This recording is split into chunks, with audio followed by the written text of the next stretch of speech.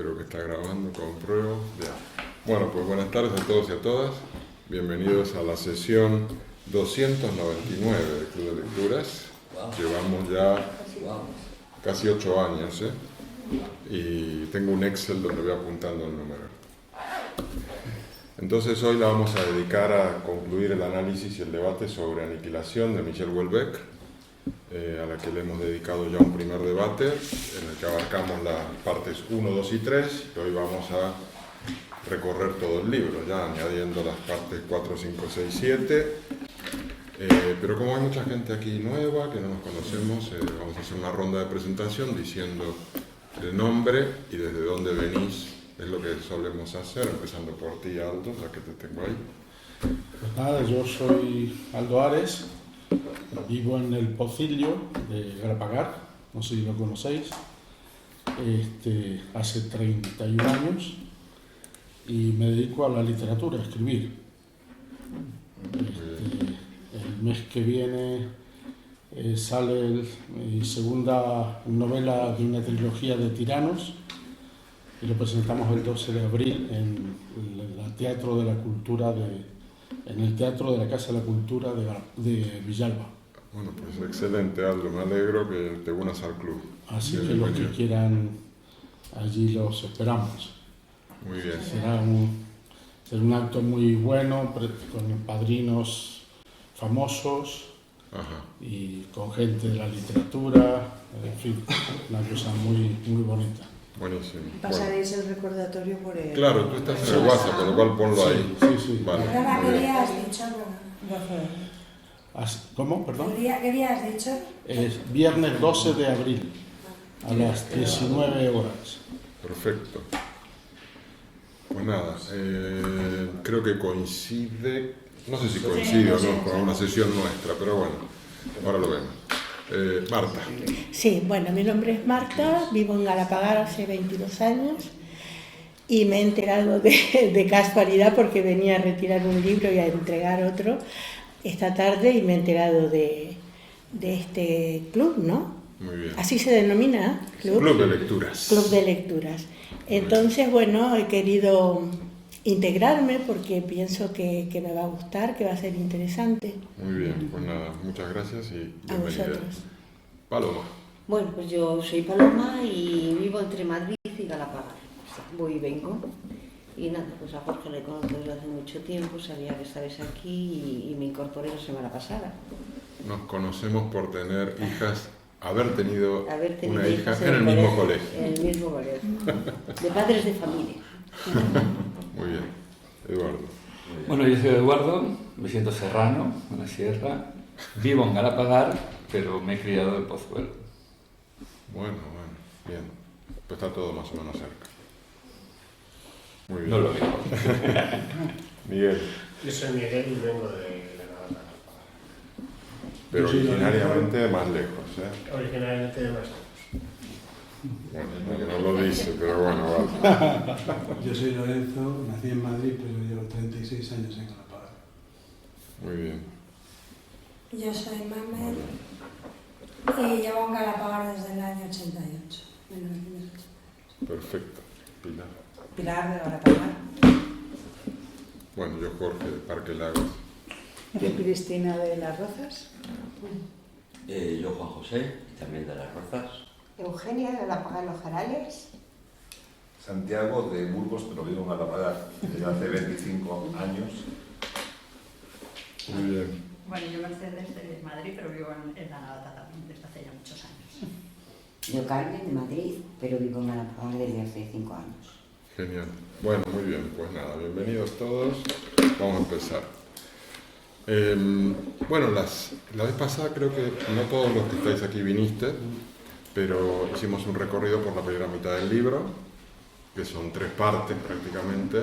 La primera parte en la cual la novela empieza con esta aparición de mensajes inexplicables y surge en el segundo punto de la primera parte el protagonista, que es Paul, y luego se van sumando otros protagonistas como Bruno, que es el jefe de Paul, Cecile, una de sus hermanas, Aurelien, su otro hermano. Y en un momento dado el padre de Paul tiene un infarto cerebral que produce toda una revolución en la familia. Al mismo tiempo nos van saliendo a la luz temas, ¿no? Los problemas de pareja que tienen Paul y Prudence. Por motivo del accidente que tiene el padre, se reúnen en Navidades en su casa de familia en Saint-Joseph. Cada uno con sus parejas, llevan años sin verse, eso lo debatimos bastante, cuáles son los conflictos que surgieron. Empezamos a ver en la tercera parte cómo empieza a haber una aproximación de un reencuentro entre Paul y Prudence, entre el protagonista y su mujer. Y al mismo tiempo, en paralelo, siguen sucediendo los atentados globales y a nivel político en Francia, pues hay unas elecciones en puerta y entonces hay que definir las candidaturas y también ahí hay mucho movimiento entre Paul y Bruno, ¿no? En la cuarta parte, que ya esto empieza a ser la segunda mitad, hay poco avance en la investigación de los atentados, no se sabe quiénes están detrás, se van sucediendo. Había habido un atentado contra una fábrica o una planta de producción de semen o de distribución de semen, luego contra cargueros chinos, pero bueno, no se sabe qué es lo que está pasando. En paralelo, el padre, que está en una residencia, pues la que está realmente cuidándolo es su nueva mujer, Madeleine, pero que es una persona ajena al servicio profesional de la residencia, la terminan echando, le terminan impidiendo que siga atendiendo al padre. Entonces eso, sumado al hecho de que ahí se está tratando mal a la gente y ven que es una dejadez y que el padre se deteriora, pues organizan una especie de rescate del padre para sacarlo de la residencia. Esa es toda una historia.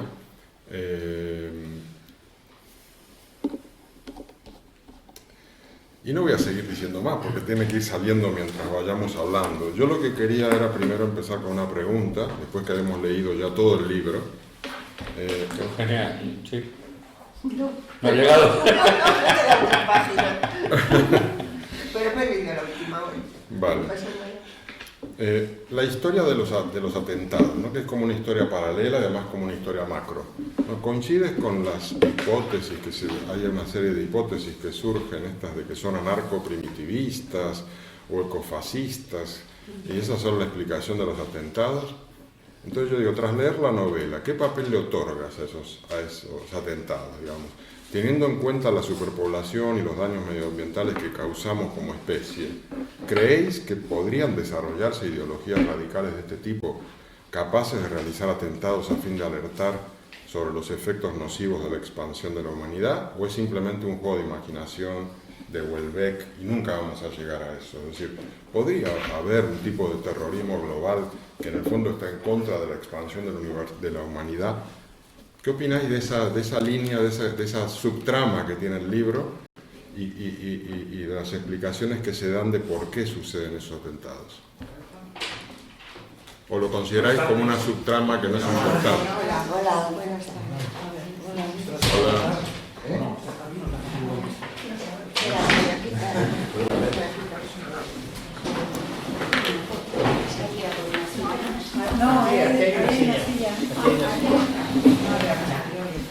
Yo tengo que decir, como bueno, ahora tenemos todo un revuelo,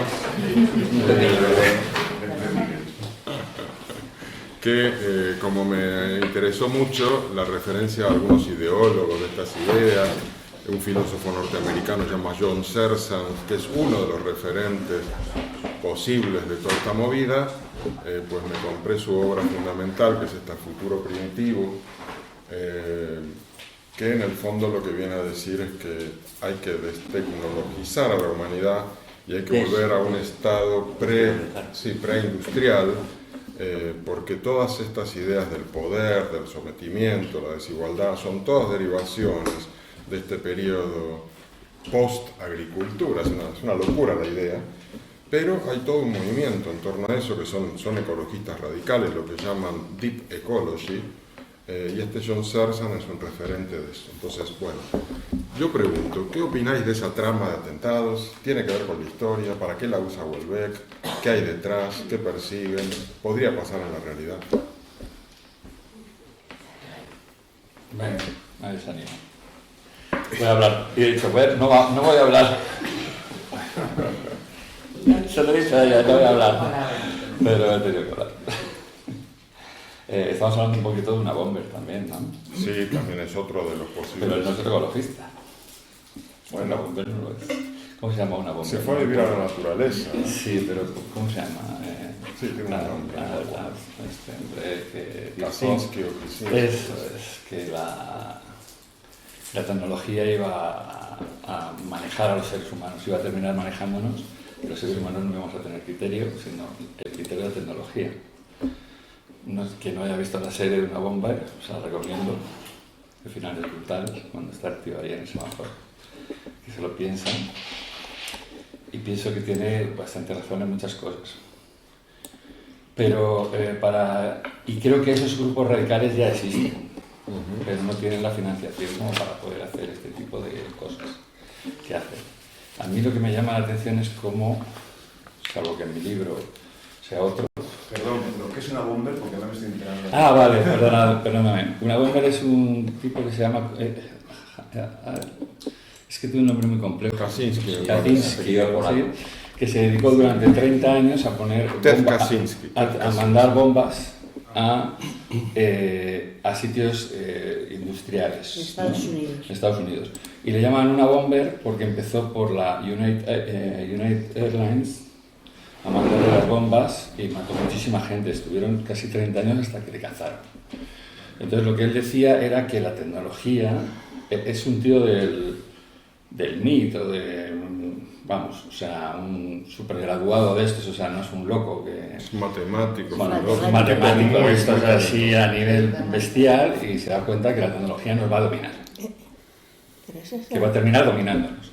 Lo cual estoy... Lo que está pasando actualmente. Estoy de acuerdo en parte. Entonces, pero claro, su manera de expresarlo es mandando bombas. Es tremendamente... La serie, yo creo que está en Netflix, algo así, se llama Una Bomber, tal cual.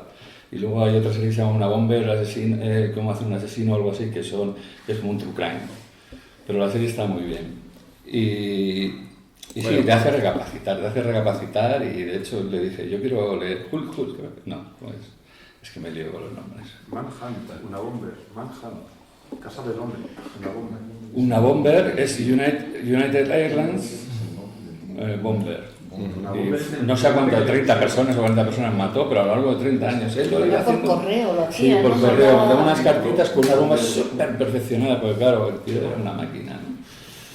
Me estoy perdiendo. A ver, espera un momento. Estamos viendo del tema. Sí, a Me ver. estoy perdiendo. Bueno, lo que quería decir es que de repente en el libro Hulkebeck deja de nombrarlo. Ya desaparece todo esto. Y la sensación que a mí me dio es que era por las elecciones.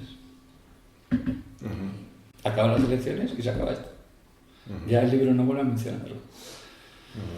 Quizá, claro, para tener todo ese poderío, para poder hacer esas cosas con tanto dinero, porque se necesita un dineral para poder todo eso, quizás sí que podía estar detrás de eso un movimiento político.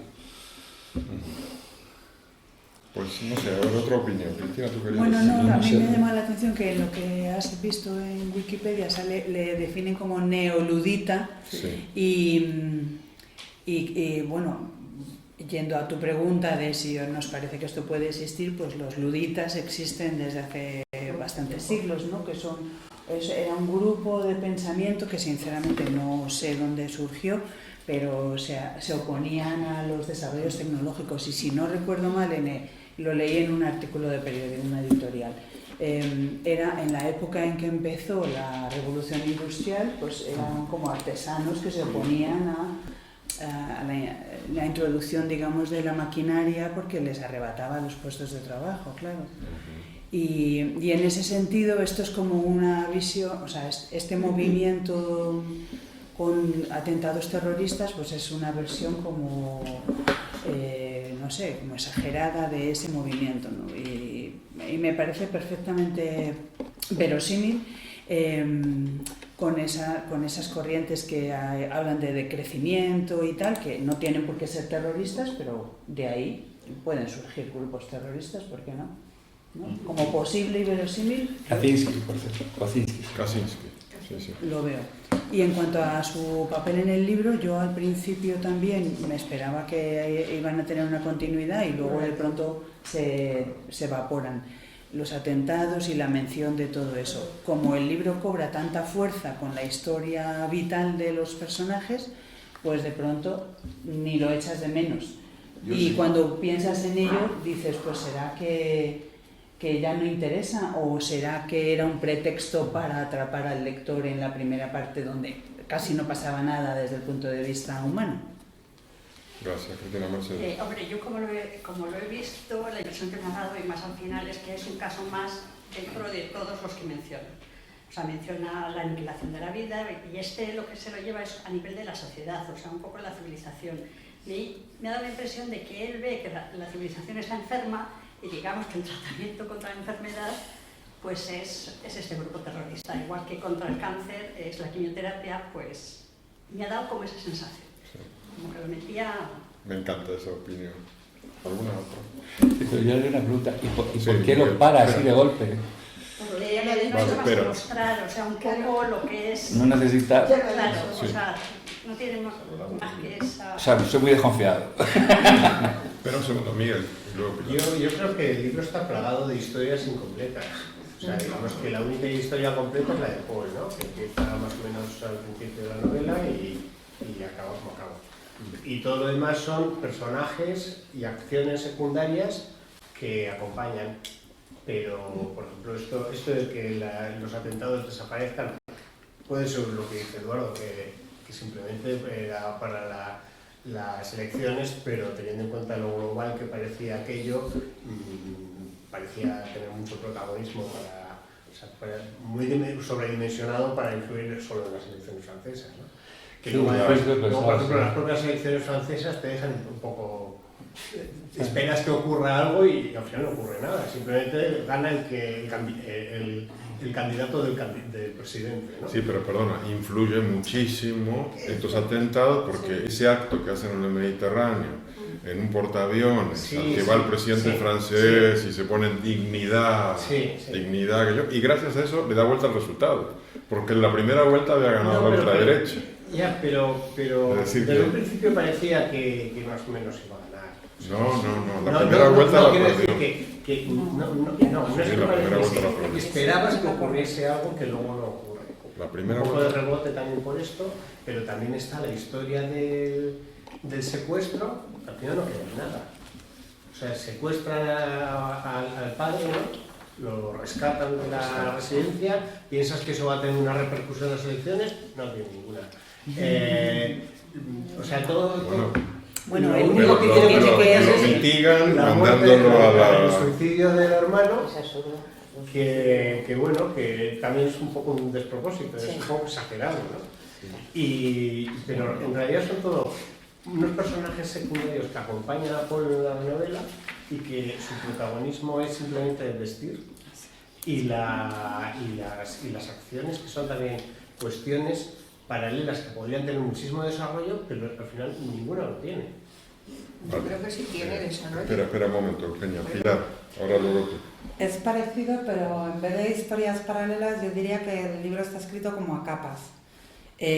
Son capas que yo creo que el autor Houellebecq aprovecha para introducir su pensamiento sobre la sociedad en política, donde ya dijimos el otro día que en algunos momentos incluso parece comprender a Agrupación Nacional, a un grupo de extrema derecha, sobre la tecnología, no sé cómo llamarlo, toda este miedo que nos está entrando. Yo he de decir que yo no tenía miedo a la tecnología hasta que apareció la inteligencia artificial y ahora estoy aterrada y no me considero una persona poco tecnológica ni tal.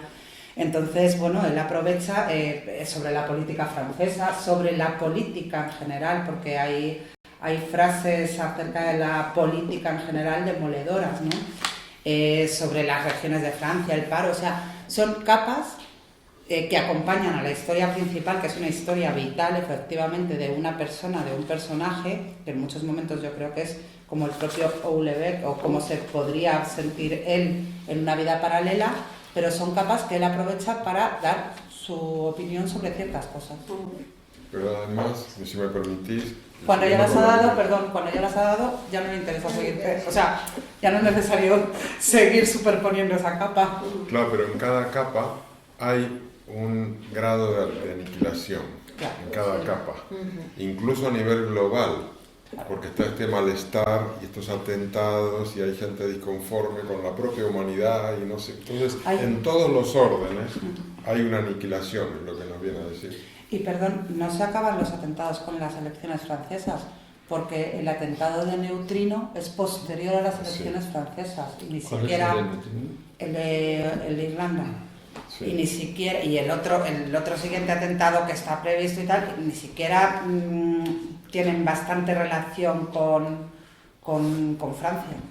Sí, porque el último que aparentemente lo van a abortar son todos los gurús de la tecnología, grandes de Silicon Valley, no sé. Sí, tenemos Santiago, luego Mercedes. Pues yo, lo que me ha más fastidiado de este libro es que no me he enterado quién hacía los atentados. Ah, amigo. Por eso después te presto el libro. Como ha venido hoy un escritor, pero a mí me gustan planteamiento, ruido y desenlace. O sea, me gustan las películas de para la parte 2, temporada 2. Estas peras mentales que se montan algunos escritores, es que yo qué sé lo que estaba pensando. Me da igual. Yo, para meterme en una historia me tengo que meter, si no, en esto, yo estuve hasta el final, a ver si al final sabía quién era, o quién pensaba él, que no dije nada, por lo cual me ha dejado muy cabreado. que pedí el libro a la biblioteca, si no, es para pedirle que te devuelva el dinero.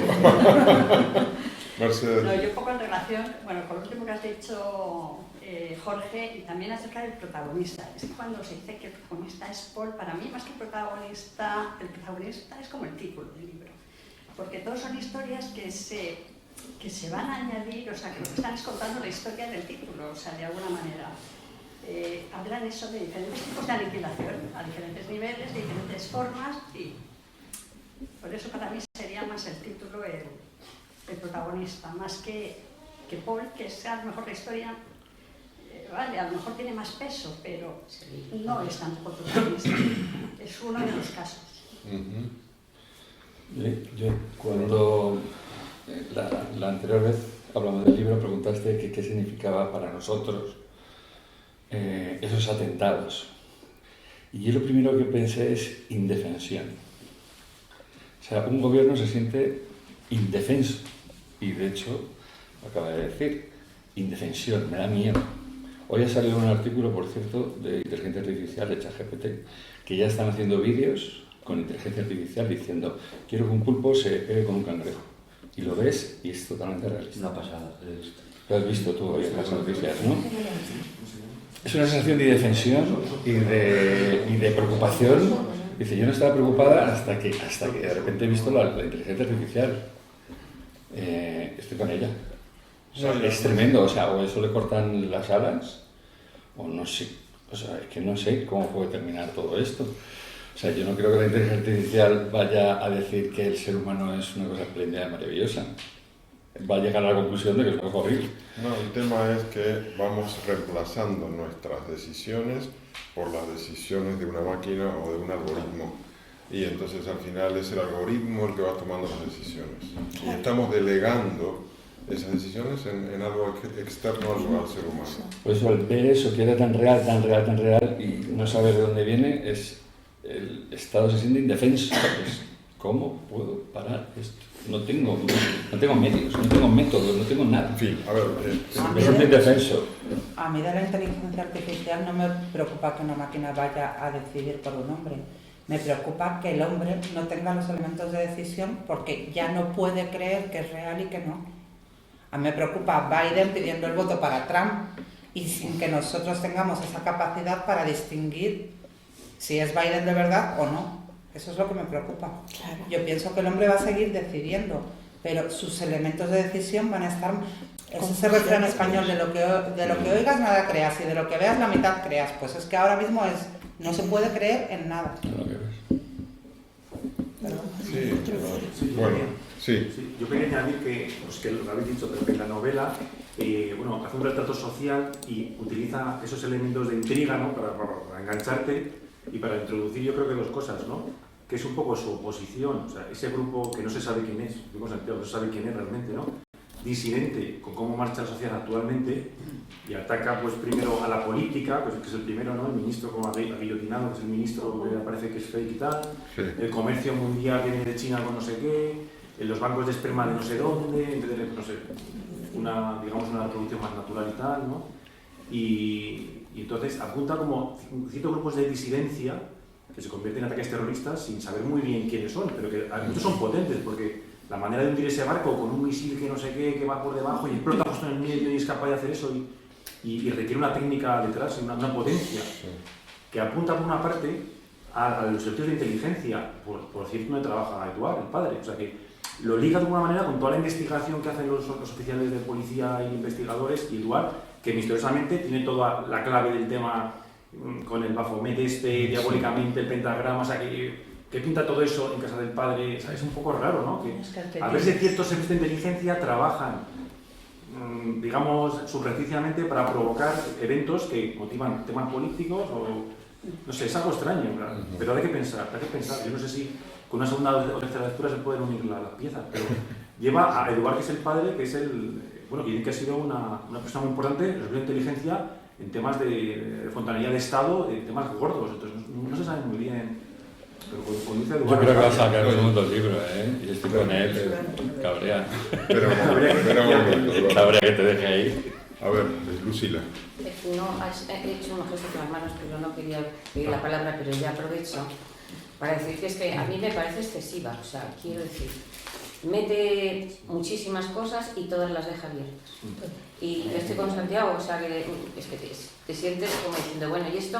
¿Por qué mete tantos temas, tantas cosas que como que te crea un poquito de agobio todo, a ver cómo acaba esto, ni la cuestión del padre, como habéis dicho ahora, acaba, ni el terrorismo lo cierra, no cierra nada.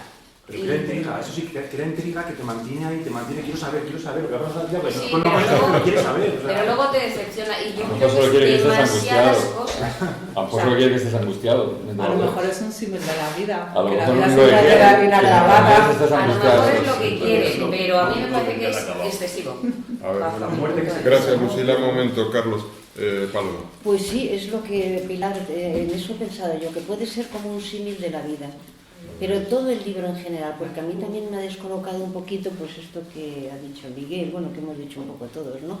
Que empieza de una manera, luego un ritmo muy raro, de repente todo a mogollón con la política, lo de los sueños, eso es increíble, yo me los he tenido que leer 2 veces para entenderlos y luego no significaban nada, ni tenían nada que ver con unas cosas con otras, ¿no? Y luego acaba absolutamente tierno, maravilloso, dulce, una cosa... Sí, yo me he debido estar así un poco como agobiada, de repente ya, todo como mucho más suave, como más... Sí, me ha parecido como extraño, me he quedado un poco decepcionada también, o sea, no... Me ha gustado, pero también, como dice Santiago, yo necesito que me cierren las cosas, porque si no me quedo un poco una angustia, ¿no? Un poco de... No sé, a mí lo que me parece que es un poco lo que tú decías, es decir, que esto es como la vida misma, hay muchísimas líneas, muchísimas tramas superpuestas en nuestras vidas, pero al final hay acontecimientos que te centran, y son los acontecimientos que tienen que ver con la vida y la muerte. Y cuando te enfermas, o cuando estás a punto de morir, o cuando quedas con un ataque cerebral como el padre, son los momentos de quiebre que van a llegar, y eso es lo trágico de la novela. Y el tema es cómo es el tránsito de esos momentos, hasta esos momentos, y cómo cambian las cosas cuando suceden. Y para mí esa es la aniquilación. Y o lo asumimos o lo negamos, porque también hay toda una crítica a la negativa de la muerte, del sufrimiento, hay una especie de debate sobre lo vergonzante que es la enfermedad, creamos instituciones para tratar con los enfermos, nosotros los vemos de lejos, si alguien está moribundo lo sacamos de casa, lo mandamos a un sitio, luego hacemos un ritual muy rápido para no mirar al muerto. Hay toda una especie de negación a lo que va a ser nuestro destino, y en esta novela nos lo pone así, ¡pum!, con lo que le pasa a Paul. Es como decir, atención, no nos engañemos más, vamos a ese camino y eso es parte de la aniquilación. Yo lo veo así, pero en todos los planos. En fin, no sé. Es que solo hay un pequeño apunte. Has dicho, nos muestra lo trágico, ¿vale? Y yo diría lo dramático. La tragedia es el ser humano en toda la plenitud, en todo, la parte buena y la mala. Y es la parte buena de la existencia, la odia. Se queda solo con la mala. Por eso no diría que es tragedia. No, hay un renacer del amor. Drama, pasa que estamos tocando 500 y pesimista, además. Sí, porque esos temas se tocan de Es simplemente esa palabra trágico es la que no me cuadra. Vale, pero vamos a seguir, pasamos a la siguiente pregunta, hacemos un cambio de tercio. Vale, ya está. Madeleine es expulsada de la residencia, no se le permite ir, lo que deriva en el rescate de Eduard para llevarlo a su casa con la ayuda de un grupo que yo lo definí como un grupo identitario, tradicionalista, parece que es anti-eutanasia, que es un grupo para evitar la muerte en las residencias, algo así. ¿Qué representa este episodio de la novela y cómo se relaciona con la idea de aniquilación? Realmente no supone nada, porque es otro capítulo que queda inconcluso.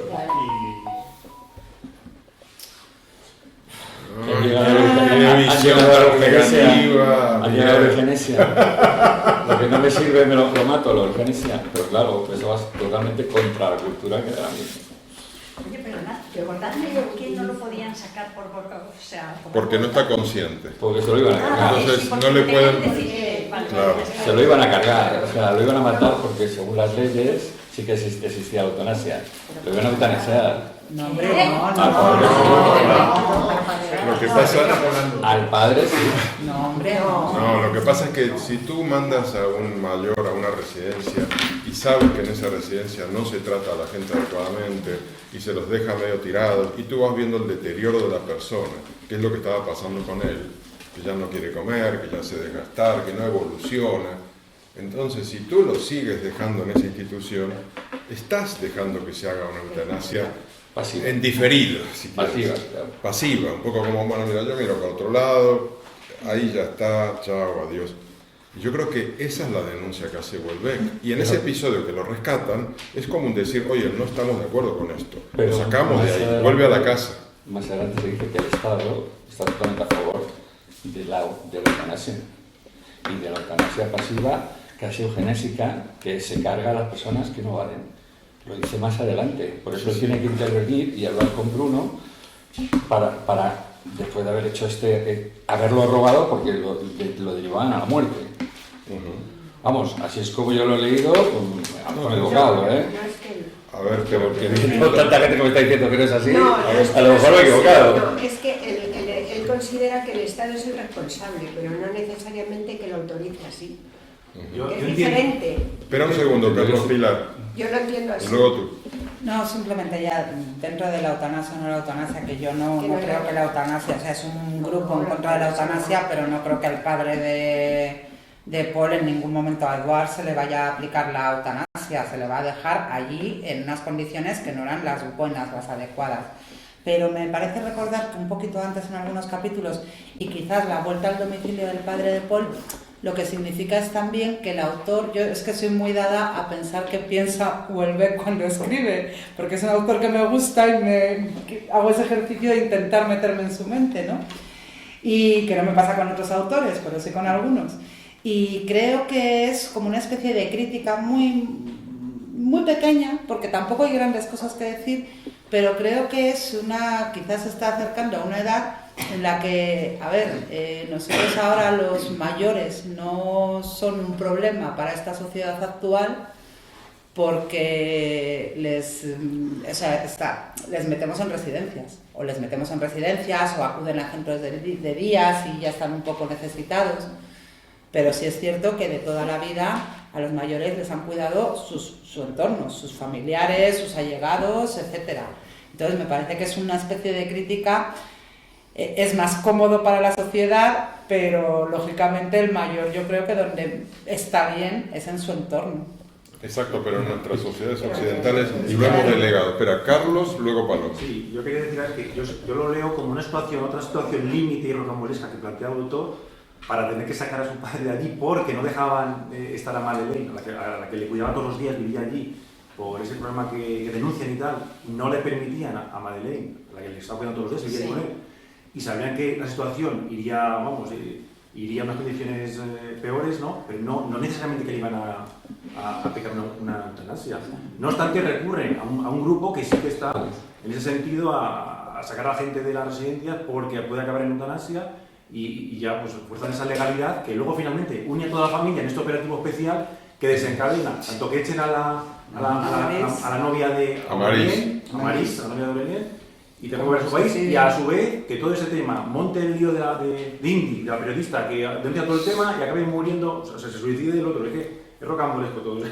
Y que Paul tenga un año de excedencia. Pero el libro lo dice clarísimo, Que lo normal es que la familia dijera, oye, que nos queremos llevar a nuestro padre a su domicilio. Lo dice muy claro, Toda la familia estamos de acuerdo y él puede decir que sí, está consciente y tal. No, pero lo dice muy claro que las personas que son vegetales van a la eutanasia, lo dice clarísimo, mira. Sí, pero no la condición de... Anteriormente los médicos calificaban de vegetativo el estado, pero la mayoría de ellos rechazaban el término por miedo a que se recordase la metáfora habitual que asimilaba a sus pacientes con hortalizas y a que se tratase de una argucia semántica destinada a justificar de antemano su eutanasia. Sí, pero en el caso de Eduardo no su eutanasia, o sea, si tú estás vegetal, eutanasia, y luego vuelvo a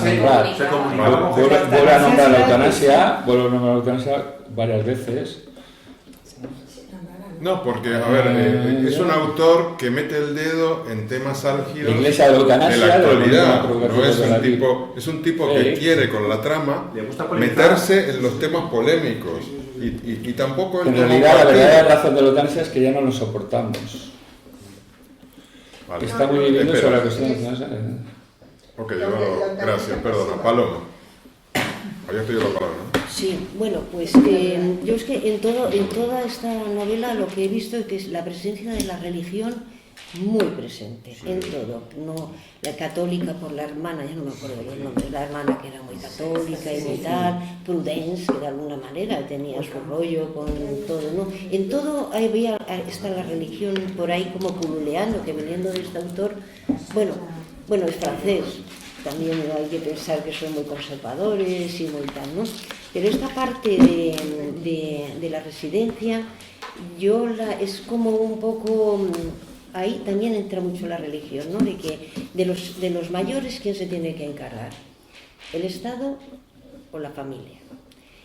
Según los católicos, apostólicos y romanos, por supuesto que la familia. Que la religión lo dice un poco, que los ancianos no los puedes abandonar. Bueno, yo creo que es así, pero también al Estado le viene estupendamente que eso sea así, porque se ahorra muchísimo dinero. Pero por otro lado, bueno, existen otros países donde hay unas residencias de mayores que son absolutamente maravillosas, que tienen absolutamente de todo. Tú dices, bueno, si tienen familia, vale. Yo, al final de la novela, lo comenta también esto, que dicen que muchos mayores se mueren solos en casa, que todos el que tiene familia, oye, estupendo, tiene la Prudence, la otra tiene la hermana, la segunda mujer del padre, bueno, pues los que tienen familia, sí, pero es que hay muchísima gente, muchísimo anciano que muere solo en casa. Bueno, eso es la cosa más triste del mundo. Pues ahí, bueno, pues que hayan buenas residencias. Y los ricos que se hagan sus residencias, que hagan lo que quieran también. Estoy de acuerdo, espera que estaba. Ahora va a Sí, estar yo Eugenio y luego quería Santiago. comentar el tema de las residencias. Me llama la atención que el libro está escrito en el 2022, pasada la pandemia, en donde cuando saca el tema de la eutanasia en las residencias, entiendo que habla de eutanasia pasiva.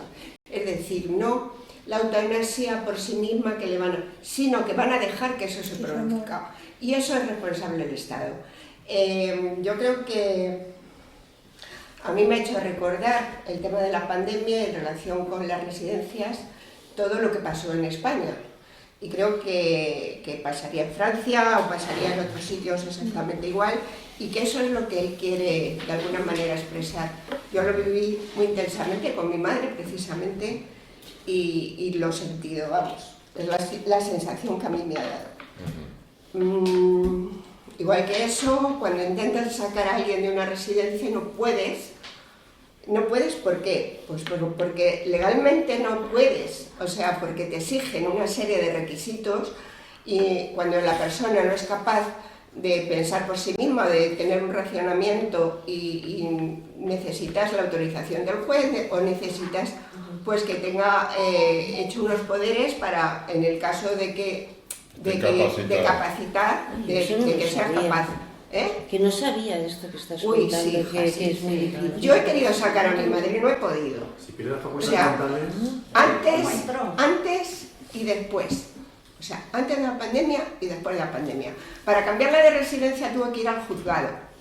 O sea, que no es tan sencillo. O sea, y no es el autor que está expresando, yo creo que es en definitiva esta es una parte una parte de las muchas que expresa en el libro, pero que está muy bien documentado. Y quiere decir muchas cosas que no nos dice del todo. Es mi idea. Pero estaba Santiago, luego está Eduardo, luego está... Pues sí, hablando de este tema de las residencias, yo creo que la polémica entre si están mejor en una familia o están mejor en las residencias, pues eso depende, ¿no? Mis padres, por ejemplo, mañana tengo que ir a verlos, allá al pueblecito de Burgos, tienen 95, 94 años y ellos, yo quisiera que fueran a una residencia, pienso que estarían 1000 veces mejor. Porque están en casa, no salen ya de casa, lo único por el jardín, pues no tienen a nadie. Así están todo el día discutiendo, claro. 80 años discutiendo. Pero, por ejemplo, yo ya estoy deseando ir a una residencia. Quizás es porque para mí la familia, como me fui a los 11 años de casa y no he vuelto, he estado siempre en residencias, en colegios internos, en colegios mayores, pues yo a la familia, yo a mis hijos, desde luego, no les voy a hacer que me cuiden. ¿No te dejan en el club? No, es que si me permite, Santiago, yo creo que la familia se ha ido reduciendo, se ha ido disgregando, y este libro también lo dice. Es decir, ya no está la familia grande, amplia, donde pueden estar los mayores, en un cuarto, por aquí, el otro por allá. ¿A dónde van a estar si ya no está esa familia? ¿Y qué es lo que esta novela te dice? Todas las relaciones de esta novela son demostraciones de rupturas familiares, de fragmentación, gente que no se veía hace 7 años con la hermana, no se veían no sé cuánto con el otro. Entonces, en ese contexto, ¿a dónde va a ir el mayor? Pues va a una residencia, y eso es parte de la aniquilación también.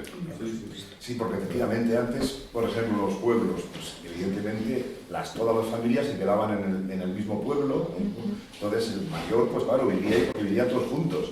Pero, por ejemplo, en mi caso, mis 2 hermanas, una en Zaragoza, otra en Figueras, yo aquí en Madrid, y vamos cada 15 días uno, otro, pues para que ellos estén bien, estamos los hijos jodidos, así de claro. Porque es que es todos los días, y cuando podían estar igual perfectamente en una residencia, pero bueno, lo que vas a una residencia es como que los matas. No, eso quiere hacer una puntualización. Ha dicho Eugenia que el libro se escribió en el 2021, ¿verdad? Sí, 22. 22. Pero la historia transcurre en el 2027, si no me equivoco. Sí. Vale, la historia transcurre en el 2027. Eso es Solo no, por si acaso no... Vale, ya está. Vale, pero lo que pasa es que él vuelve siempre sitúa las novelas a unos 4 años vista. 4 años vista. Y eso les permite ser muy creativo en situaciones y explorar cosas. Mercedes, creo que hayas pedido... Sí, bueno, pero no es muy importante. Solamente que es que me resulta un poco contradictorio. O sea, no se le puede sacar a los padres de la residencia, a este hombre, al padre, no se le puede sacar del sitio donde está. Pero claro, la pregunta es cómo entraron, o sea, cómo... Porque yo creo que los ancianos muchas veces no entran por su voluntad, sino que es la familia la que les mete en la residencia. Por lo cual me parece un poco extraño que si ya se metido en la residencia, ¿por qué no le puedes sacar? O sea, y en el caso del padre, pues lo mismo, una vez que pasó la parte médica del hospital, le llevaron a una residencia donde le iban a atender mejor. Pero luego una vez que está adentro, resulta que ya no puede salir, cuando él entró que tampoco podía decir que quería entrar. Bueno, no sé, es una... que me crujía un poco. Pues te lo puedo explicar aquí en España, no sé en el otro, pero también te puedo decir que cuando tú metes a alguien en una residencia, bueno, tú solicitas a la comunidad, una plaza para una residencia para tu madre o tal, en donde se firman y pasan una serie de reconocimientos, están los asistentes sociales y todo eso. Entonces, una vez que se le otorga esa plaza, antes no había más requisitos, ahora a lo mejor lo han cambiado. Pero entonces yo hice la solicitud y cuando llegó la plaza, pues se la concedieron y entró. Y no te pedían más requisitos. Ahora, a la hora de sacarla sí te lo piden. O a la hora de trasladar. Quizá fue porque cambiara, pero ahora sí tenías que ir, porque claro, ya se produce ahí un deterioro, en donde cuando tú metes a alguien a veces incluso puede ser de forma voluntaria. Luego se produce un deterioro de la persona en donde ya te empiezan a poner pegas, ya te dicen, no, es que ya no está en condiciones, es que ahora para ellos lavarse las manos, dicen hay que ir a un juez, te tienen que hacer una revisión, te tienen que firmar como que esa persona ya no está capacitada para tomar decisiones, en fin, una serie de consecuencias. Es que ante esto, perdona, estoy de acuerdo contigo, pero es que ante esto hay muchísima manipulación. Buah, total. Gente con buena voluntad y con mala voluntad. Efectivamente. Entonces no me extraña que lo pida. Efectivamente. Mucha ideología por de medio. No, sin ideología. Sí. Pero también hay muchos intereses creados, tanto por parte de la familia como por parte de las residencias. Y te puedo decir que las residencias en España, mi idea, y lo que yo he experimentado y he conocido bastantes y he manipulado bastantes, van a sacar el dinero. No piensan en los que están allí, piensan en sacar beneficios. Y a las personas que están asistiendo, esas personas son verdaderamente utilizadas y profesionalmente las están destrozando porque están trabajando más de lo que pueden. Es lo que yo he vivido, Los lo he fondos vivido buitre, durante 15 años. Los fondos buitre también están invirtiendo mucho dinero. Muchísimo. También, ahora te doy la palabra, también hay en la cuarta parte, en el capítulo 6, hay una parte en la cual Maris explica lo que está pasando en la residencia y dice que el fondo del problema es que en el servicio nosotras somos 15 enfermeras y auxiliares para 40 pacientes, ¿no? Porque es como una residencia donde hay una buena relación, ¿no? de profesionales y pacientes. En cambio ellas, en la otra residencia a la que donde van a mandarlo a él, son 25 para 210 residentes. Así que puede parecer paradójico que sea una delegada sindical la que intenta perjudicarnos, porque es la delegada sindical la que se queja de que no, estos son unos privilegiados, hay que sacarlos, hay que reducir. Pero el hecho es que ellas están en la media nacional, nosotras somos las privilegiadas.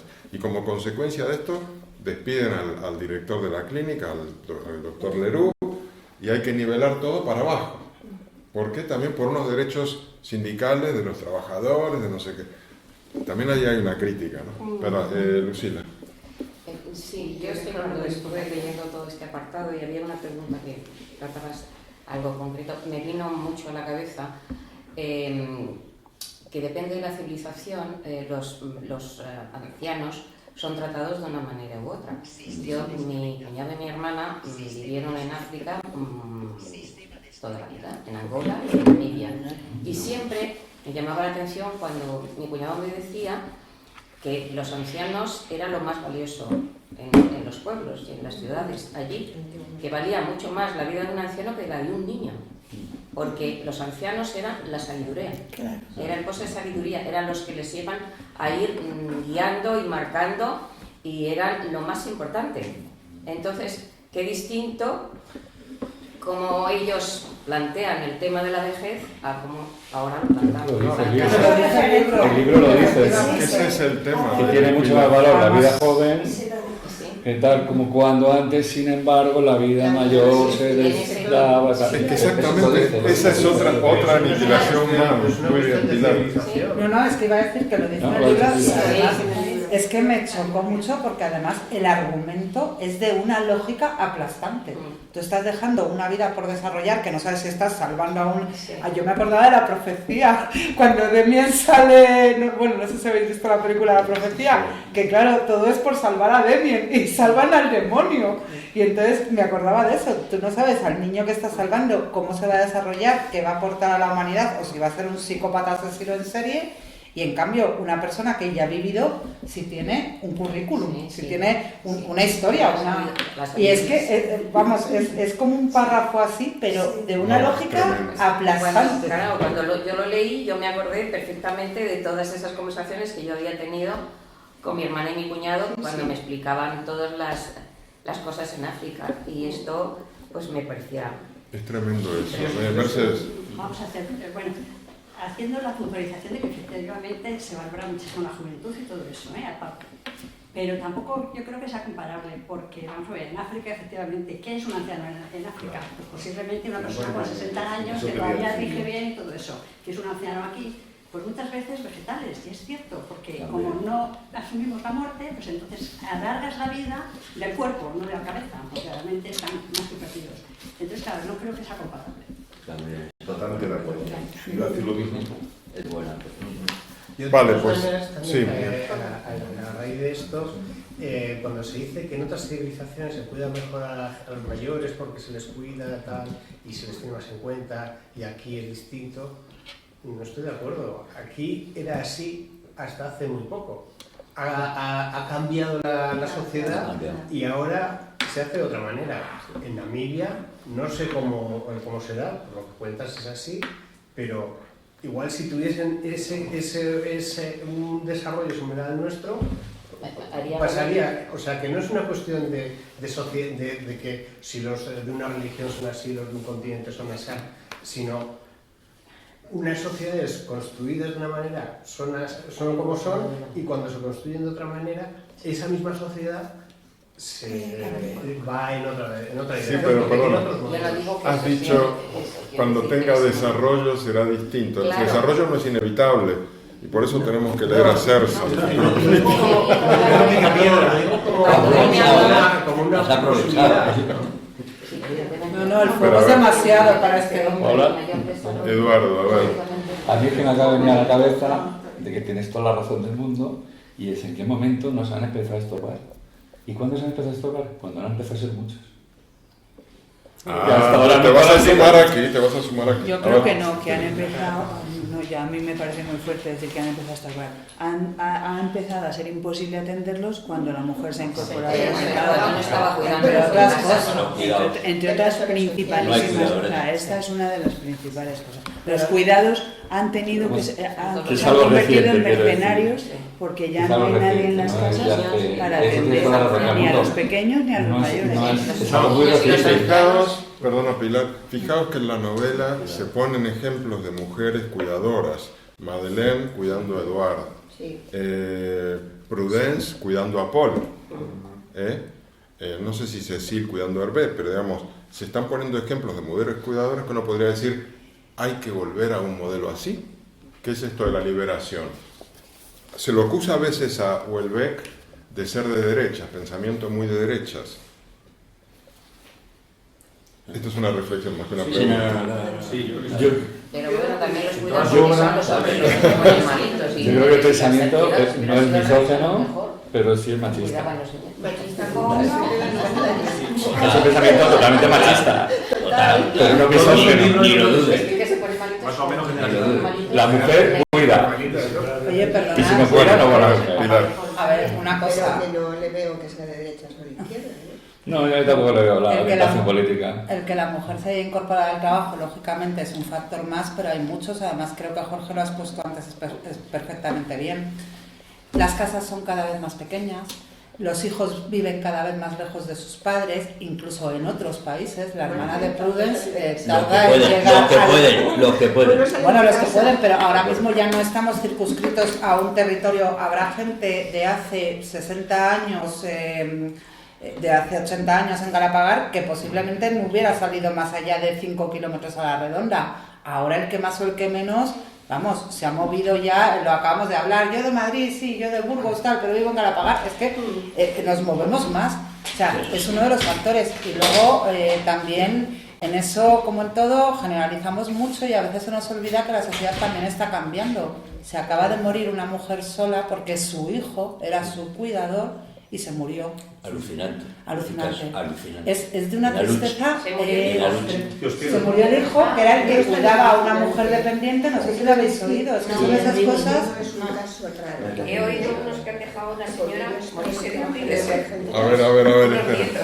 Bueno, eso hasta que ya se ha muerto. Pero quiero decir que. De comer y de beber hasta que ya se murió. Quiero decir que el hombre poco a poco, o sea, se va además también lo dice la novela, también es una parte, digamos que él lo explica como la mujer deja de atender a sus obligaciones tradicionales y el hombre no las atiende, con lo cual esas obligaciones tradicionales se dejan de atender correctamente, sea el cuidado de los hijos, el cuidado de los mayores o lo que sea. Pero sí es cierto que cada vez más, gracias a Dios, hay ciertos factores que se van equilibrando y hay cuidadores hombres y bueno... Muy pocos.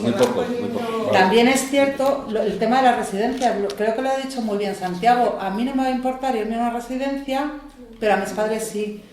Ese cambio de mentalidad es el que se tiene que producir. Y luego cuando nos vayamos acercando y cada uno tengamos que irnos a una residencia, igual decimos que todavía no estamos para la residencia. Que estar en una residencia que tienes ciertos horarios y ciertas cosas, qué pena que no esté aquí Blanca, porque si no hablaríamos mucho del cohousing, o sea que...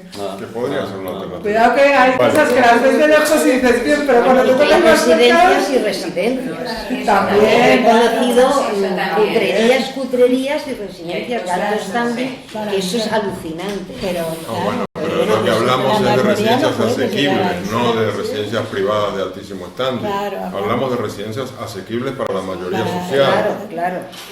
Sí, bueno, sí. Hay una cosa que quiero decir, dándole toda la razón a Cristina, porque acaba de venir de una cosa que me ha pasado, o sea, tema personal. Mi mujer son 3 hermanos, o sea, 3 varones y una hembra. Y los 3 varones han dado por hecho que la hembra tiene que cuidar al padre, cuando ella tiene su trabajo, exactamente igual que ellos. Ellos le han dado por hecho que ella tiene que hacerlo. Y al final han dicho, no hay que controlar a una persona, ¿por qué? Si estás tú para cuidarle. Yo trabajo igual que vosotros, porque se minusvalora el trabajo de la mujer. ¿Son varones de qué edad? Toda la razón. ¿De qué edad? Los 3. Pues el mayor 55 y el menor 43. O sea, no estamos hablando de críos. No estamos hablando de críos y tampoco estamos hablando de una generación anterior. Estamos hablando... Por eso mi pregunta. Sí, está en una generación que dice... A primeros de siglo, la hermana pequeña de toda la cantidad de hijos que se tenían, la pequeña no se podía casar y era la que se quedaba para cuidar a los padres. Pero heredaba la casa. Y se la compensaba. Pero heredaba la casa. Sí, heredaba la casa y pues dile a estos que hereda la casa. Los tienes ahí todo el día. A estos te digo que los tienes ahí todo el día. Para que pues su instinto paternal pudiera un poco... Empezaron a pensar en cómo arreglar la casa para venderla más cara. O sea, que como les diga, no, pues vale, pero yo heredo la casa... Eduardo, un momento. A ver, yo no tuve tiempo de leer la novela por razones específicas de mi profesión, pero puedo aportar pequeñas ideas a cada cosa de lo que escucho, ¿no? Y en este caso, sintetizándolo mucho, yo creo que el problema mayor que tenemos es que la evolución ha llevado una involución que es lo que ha provocado toda esta catástrofe de formación, digamos, de todo lo que conocíamos hasta hace 20 o 30 años, la forma de vida que teníamos antes. Es decir, incluso hasta la pequeñez del tema de poner la gente en un nosocomio de estos que resulta ser de que después pierdes toda tu individualidad, dejas de ser persona. Entonces, ante eso es donde hay que rebelarse, ¿no? Es decir, no puede ser que el ser humano le quiten su condición esencial y sea un objeto, ¿no?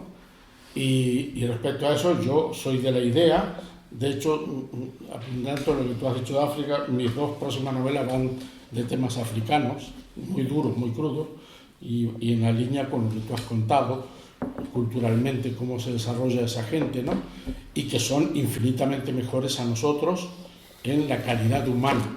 Bueno, en algunas cosas sí. A ver, si vamos luego a los extremos de las hechicerías, ya es otro cantar. No. En fin, concluyendo, o sea, yo creo que el mayor problema que tenemos es que el grado de deshumanización que tenemos nos ha desbordado. Entonces las sociedades ya no son iguales, las familias no son iguales y los valores no es que no sean iguales, es que han desaparecido. y no hay ni valores ni principios a la hora de actuar, Eso es muy drástico. ¿no? En cada uno de estos estamentos. Esa es una percepción pero evidente, y lo que trasluzco que dice el libro es que precisamente hemos llegado al techo y en unas condiciones muy degradantes. Entonces, ¿cómo reactivamos todo esto? ¿Cómo lo reformamos para que sea potencialmente humano?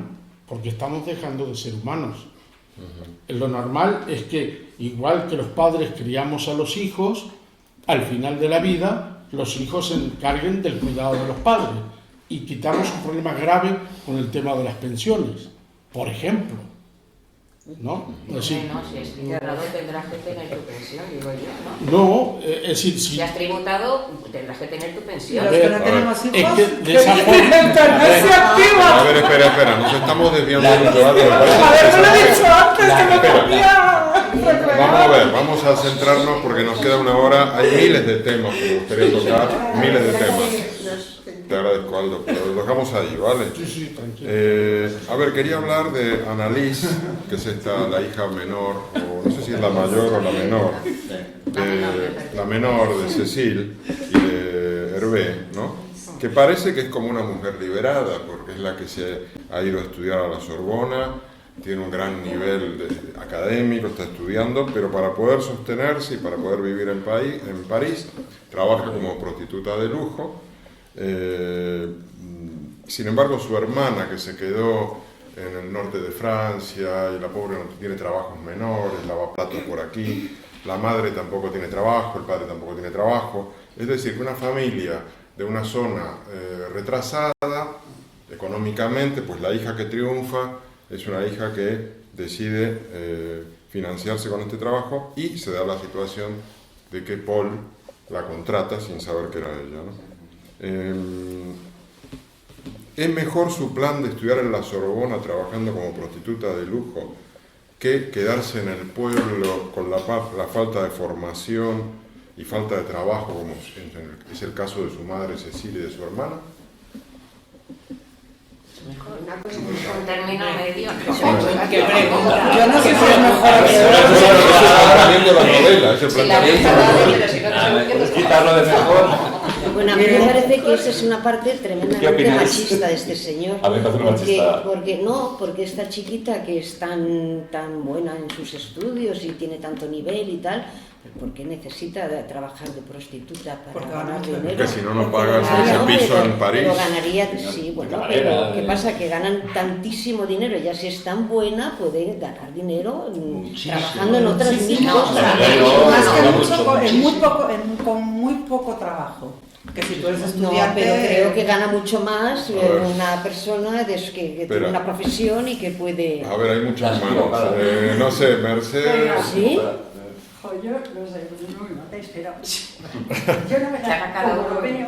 Vamos a ver. A lo que se dedica esta chica parece que no hay ningún chulo, ninguna explotación detrás.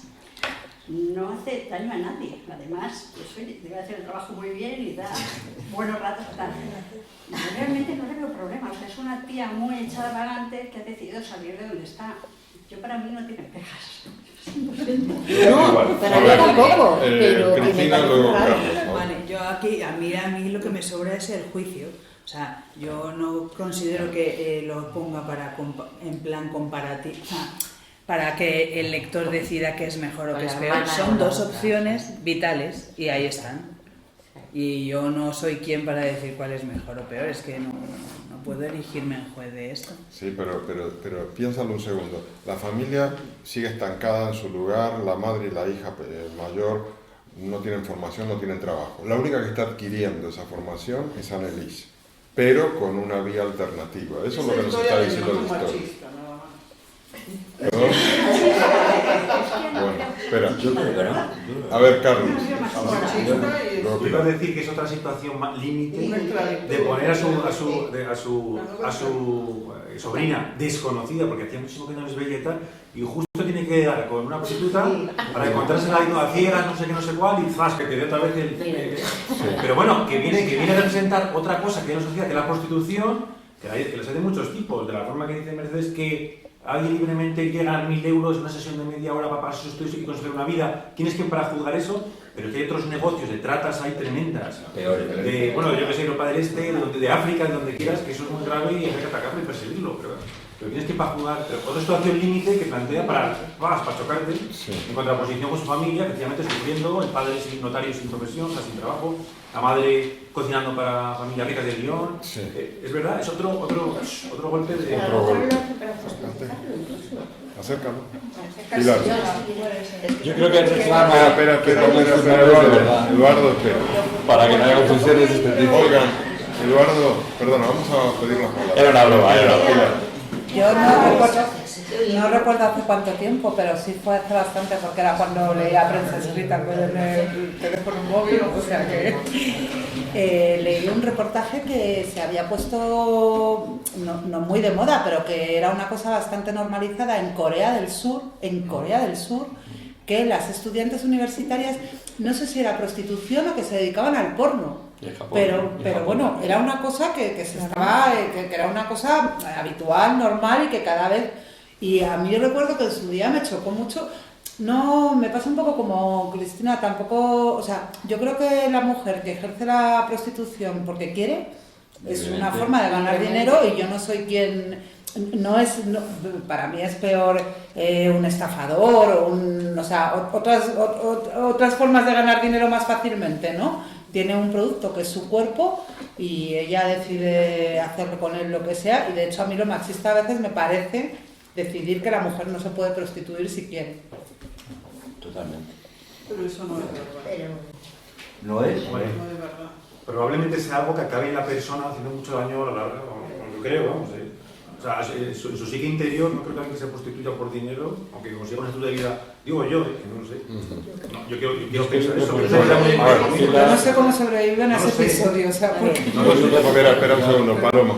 No, esto no es juzgar la prostitución para nada. Lo que me ha llamado a mí la atención, yo la palabra prostitución, no he leído la prostitución como prostitución, de que es para mí una chica que es intelectualmente superior, que ha estudiado en la Sorbona, que tiene un nivel muy alto, pues que decida ganar dinero, no sé, pues transportando tomates de un sitio a otro de una manera muy precaria, porque yo creo que la prostitución, no lo sé, pero poca gente entra en ella así, pues ¿por qué? Bueno, porque no pasa nada, porque qué más da, pues si gano dinero, pues está muy bien. Yo dudo que eso sea así. Sí, puede ser, de hecho... Hay gente que piensa así, pero yo lo dudo mucho. Dudo que, por ejemplo, sí, en los países del norte sí, hay muchas prostitutas que se pagan la carrera prostituyéndose y luego lo dejan inmediatamente, pues como quien tiene un trabajo normal, ¿no? Pero en este caso en concreto me resulta raro, y de él me parece machista que haya puesto pues la palabra prostitución y esa parte de la mujer que no se sabe muy bien si lo está haciendo porque quiere, porque le gusta, porque se siente infravalorada y es para lo único que sirvo, a pesar de estudiar en la Sorbona y tal, es fácil, pues gano dinero y es muy fácil porque tampoco... Entonces esa parte me parece un poco despectiva hacia la mujer. Pero no por el hecho de prostituirse. No, para mí es una capa más de la aniquilación. Sí, es porque una es capa otra más. ausencia más de amor, es otra persona que no va a tener relaciones estables. No lo sabemos, no lo dice, pero pareciera como que es otro caso más. Pero a ver, Juan, yo creo que miles de personas. Es otra trama más del autor que lo deja totalmente abierto. O sea, nosotros no podemos juzgar si no sabemos ni conocemos la vida de esa chica, ni lo que va a pasar en ese futuro. No nos lo han contado. Entonces, ¿qué ha podido pasar con esa chica? ¿Por qué se metió esa prostitución? Pues a mí también me ha cabreado todas estas cosas. La dejaba ahí. Yo quiero recordar a todos y a todas que hay muchos tipos de prostitución, no solamente la sexual. Miraros un poquito alrededor y casi todos estaremos prostituidos. Os lo recuerdo. Mercedes. ¿Prostituido o corrompido? una puntualización. O sea, yo creo que parte del feminismo, un feminismo sí que aboga mucho por que la mujer se libere, además disociando amor de sexo, ¿no? Entonces, una vez hecha esa disociación, es muy fácil saber si vas a tener sexo nada más desprovisto de amor, pues bueno, ya lo tienes y encima te produce un beneficio. No creo que haya tantísima diferencia, fíjate, o sea, yo creo que el paso pues es pequeño. No sé si me he explicado. Perfectamente. Pero, pues eso. A ver, quiero pasar a otro tercio más, porque hay muchos temas. Prudence parece que encuentra consuelo en una nueva religiosidad, ¿no? En la idea de la reencarnación como explicación de la muerte, por ejemplo. Al término de la novela, ella de alguna manera dice, nos reencontraremos en breve, no te preocupes, Paul. ¿Qué nos dice Houellebecq sobre las religiones a lo largo de la novela, ¿no? ¿Podría ser la decadencia de la espiritualidad en Occidente un factor detonante de la aniquilación que describe la novela? ¿Puede servirnos el ateísmo frente a la enfermedad y a la muerte, que son los grandes protagonistas de la aniquilación? ¿O es mejor contar con alguna convicción religiosa para enfrentarlos? Santiago. Bueno, está claro que los que tienen convicciones religiosas es muchísimo mejor para ellos. O sea, ya a la hora de la muerte. El tema estoy Sí, sí. O a la hora de la vida. A la muerte, no, y a las enfermedades y a todo. O sea, lo tengo clarísimo. Y yo, por no hablar de mí, yo tengo dos hermanas, una es muy religiosa, la otra no es nada, como yo, que dejamos de ser en un momento, y los mismos problemas, la religiosa, pues eso, la resignación cristiana, los acepta muchísimo mejor. Sí. Y la muerte la va a aceptar muchísimo mejor, y piensa que, pues eso, que va a ir al cielo y se va a encontrar, y no sé qué. Es decir, que pensamos que no hay nada, absolutamente nada, pues... Es decir, que la utilidad de la muerte sería ayudarnos a asumir y aceptar la muerte. La utilidad de la religión. Sí, ¿no? Y que hay un mundo después, que eso no se acaba aquí. Claro, es que eso... Yo creo que eso. Mis padres, por ejemplo, que por no hablar, pero eso, tienen 95, 94 años, están ahí, ven la misa todos los días que pueden en la tele y están felices porque piensan que se van a encontrar con sus amigos, ya se han muerto todos, pero ellos son ya los más viejos del pueblo. Entonces, yo evidentemente les incito a que sigan creyendo en eso, ¿no? Yo incluso cuando voy allí, para que no vean para que no sufran, pues me trago la misa con ellos ahí en la tele. Y a mí no me va a pasar eso, claro. Porque... Bueno, Paul también parece un tipo descreído, sin embargo va y enciende 2 velas y le da resultados porque se reencuentra con Prudence.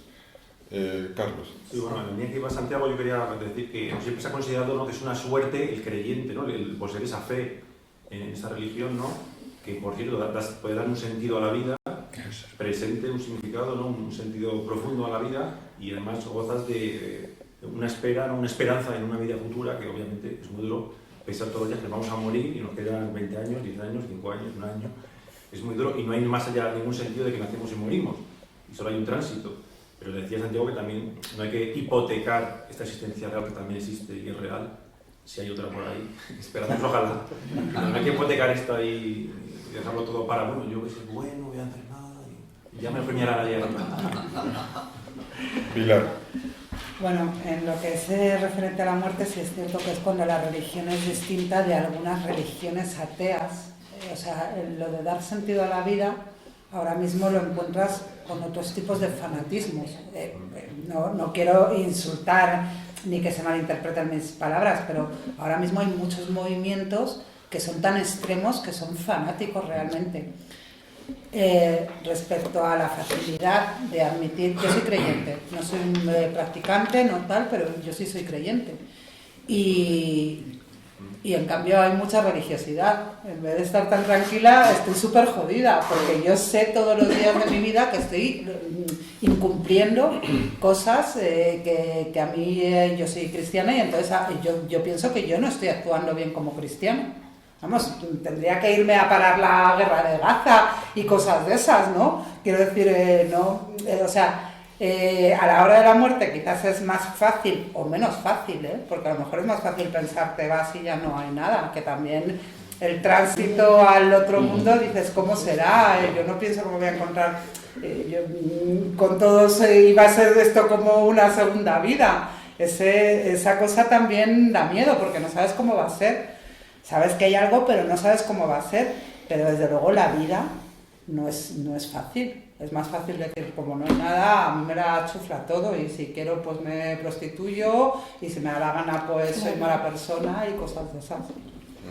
Gracias a Dios la moral no tiene que ver con la religión, y todos tenemos moral aunque no tengamos creencias. Gracias a Dios. Eduardo y luego Mercedes. Yo estoy totalmente de acuerdo con Carlos, que lo que faltaba es que la religión no solo da esperanza, o sea, la muerte totalmente basada en la religión, sino que le da sentido. O sea, eso es sobre todo, la religión da sentido. Y hay una frase que él dice, bueno, antes cuando has dicho que incluso hasta el propio Paul, él siente lo de encender 2 velas, hay un momento en el que él se siente muy desesperado, que hasta él admite que hasta en ese momento se pondría a rezar. O sea, cuando llegas a la desesperación absoluta, cuando pierdes la esperanza, claro, estás muerto. Has muerto. Hasta él dice, voy a rezar. Y el sentido de la vida vital, porque si no, la vida es un sinsentido total. Entonces ahí, él habla de lo peor que le da la religión cristiana al mundo es la esperanza. No puedo estar más de desacuerdo. Es totalmente lo que él dice. Y habla totalmente, ahí empieza, habla de Nietzsche, habla de nihilismo, y habla tal, pero es que es tanto lo que tendría que decir que no estoy de acuerdo en todo eso que él habla, porque es que se come una parte de la vida. Es que él coge una parte de la vida que es la no iba a decir tragedia, fíjate, la dramática, la mala. Solo estamos esperando a la muerte, todos nos van a acompañar hasta la muerte. El amor para él prácticamente no existe, cada vez que uno menciona el amor está relacionado con el sexo. Se come toda la parte de felicidad, alegría, amor del ser humano, se la zampa. No, para él no existe, me parece un desgraciado. A ver, Mercedes y luego Lucila. No, bueno, solamente era hacer una puntualización sobre el tema de la religión, porque claro, la religión hay que verla como o sea, desde el punto de vista moral o desde el punto de vista de la trascendencia, ¿no? Y creo que aquí se está hablando un poco de esa esperanza de que la vida nos acabe, de la trascendencia, ¿no? de esta vida. Que creo que es diferente. Es que venía un poco a cuento lo que comentaba Pilar, lo que había comentado Pilar. Y de todas maneras yo creo que un agnóstico o sea, alguien que piensa que no hay vida después de la muerte puede ser tan religioso en el sentido de que puede estar tan convencido, lo puede tener tan asumido como uno que piensa que hay vida después. Y yo creo que en principio sin problema. Hombre, bueno, cuando llega el momento... el más creyente, cuando llega el momento, lo mismo también flaquear. Luego también yo creo que la religión, hombre, en ese sentido sí que puede dar fuerza para aguantar los golpes que da la vida. Claro, pero yo creo que también una persona que asume que no tiene poder infinito y que las cosas vienen como vienen, sin ser religiosa, también es capaz de asumirlo. O sea, también es capaz de decir, pues mira, las cosas son así y ¿qué vamos a hacer? Sí, sí, entonces, no, pero yo creo que va más con yo es que, por ejemplo, yo no soy creyente, pero tampoco, no soy antirreligioso, sino al revés. Yo, por supuesto, en la declaración de la renta, la Iglesia Católica, que prefiero que como ONG es mucho mejor que todas las otras demás, que la mayoría son catalanas y se llevan el 20% de lo que como mínimo. A ver, Lucila. Yo, pues hacer una puntualización también. El creer en la reencarnación no tienes por qué ser religioso, quiero decir. Se puede creer en la reencarnación o pensar que la energía que tenemos no se va a destruir, sino que se va a transformar, y una idea muy bonita es volver volver en otro cuerpo, pero no tiene por qué estar apoyado por una religiosidad. Eso es, me parece a mí que es otra cosa. A mí si me dan a elegir esa me gusta. Bueno, pues esa es la que adopta Prudence y que es bastante fácil de adoptar en todo caso. Buscas en la web Wicca, hay un montón de webs. Sí, no, pero fuera de nadie que te dirija, ni que nadie que tenga una línea religiosa, ni sectaria, ni de nada. O sea, tú puedes creer que nadie te tiene que reproducir. Bueno, pues el cuerpo a lo mejor se convierte en energía y esa energía, pues a lo mejor hay quien se acuerda de otras vidas. Sí, sí. Eso es otro tema. No, y de hecho el cierre de la novela con ese diálogo entre Paul y Prudence, ¿no? Que dice No creo que estuviera a nuestro alcance cambiar las cosas, dijo él. Al fin. Hubo un golpe de viento glacial y apretó a Prudence más fuerte contra él. No, querido mío. Le miró a los ojos, sonriente a medias, pero en la cara le brillaban unas lágrimas. Habríamos necesitado mentiras maravillosas. Bueno, esto tiene que ver con que tenemos que generar ficciones y engañarnos para ser felices, pero esta frase para mí es importante porque es una pareja que lo que tiene es amor, ¿no? Amor que llega hasta el final, es lo único que llega hasta el final. Todas las demás historias se van cayendo. Lo que tú decías, que había un montón de historias que no concluyen, pero lo único que continúa hasta el final es el amor de esta relación entre Prudence y Paul. Entonces yo quería hacer una pregunta en relación a eso, que es, en la novela hay varios personajes masculinos que se aproximan a la muerte, algunos por enfermedad, otros por decisión propia, en el caso de Aurelienne. En los casos de Paul y Edouard hay una mujer enamorada que los apoya hasta el final, ¿no? Madeleine y Prudence. En el caso de Aurelienne, el amor de Maurice no logra compensar el daño y el odio que le produce Indy, ¿no? Es como que hay un amor, pero no es suficientemente fuerte. ¿Es el amor en pareja el único antídoto con el que contamos frente al deterioro físico y la muerte? ¿Qué nos quiere decir Houellebecq? ¿Cómo se relacionan estas situaciones con la idea de la aniquilación? Porque pareciera, yo creo, que hay una reivindicación del amor y de la pareja, quizás influenciado por su propia situación personal, que Houellebecq ha encontrado finalmente su amor, aparentemente en su vida real, y yo lo veo así, ese mensaje, aunque tampoco es suficiente, porque al final todos moriremos, y sufriremos. ¿Puedo hacer un comentario? A lo mejor superfluo porque no he leído el libro, pero en base a todos los comentarios que he escuchado, a mí lo que me faltaba de este libro es amor, que apareciese una chispa de amor en alguna parte. Ahora tú lo has comentado que aparece al final, ¿no? Sí, al final. Aparece. La segunda parte. Es que hay una frase antes. Claro, a mí me falta algo de que desvirtúa esto, porque él ¿sí? dice que el amor de una mujer y de una pareja lo que te tiene que llevar es hasta el límite de la muerte. Y es como que todo el amor y todo lo que hay no existe más que para llevarte a la muerte y a la desgracia. A ver, es como lo he interpretado yo, porque a lo mejor es un amor eterno, un amor muy grande. Otra opinión, Carlos. Pero la frase es que claro, creo que no la he remarcado, pero es que es... Yo, el sentido que tengo de la novela, o sea, el sentido profundo que yo veo cuando he leído todo, ¿no? Todo el cuadro, es aniquilación, es la muerte, o sea, son muchas facetas de la vida que vemos en Paul, muchas facetas, ¿no? Y todas acaban bastante mal, incluso él mismo, el protagonista, acaba en la muerte de aquella manera, ¿no? Por la boca, se va complicando. Pero todas, o sea, su padre se va a morir, el hermano, bueno, todo acaba bastante mal, la familia es estructurada, pero sí que iba a decir que parece ser, la tesis de Houellebecq, que en ese tránsito hacia la muerte, la única tabla de salvación que tenemos son las relaciones personales. Y no es solo la de su pareja, que para mí es bastante rara y no la acabo de comprar. O sea, ese cambio súbito de 10 años sin hablar, no, bueno, el periódico partido por la mitad sin relaciones sexuales, y como me entero de que tu padre ha sufrido un ictus, me voy acercando y sexo desenfrenado. No lo compro. No lo compro. Pero sí que veo que en la vida de Paul, que es la razón, ¿no? Es razón, o bueno, como sea, ha habido cambios súbitos, pero porque al principio él, toda su vida está en el trabajo, con Bruno, una gran relación ahí potente que tiene con el trabajo, que es con Bruno, ¿vale?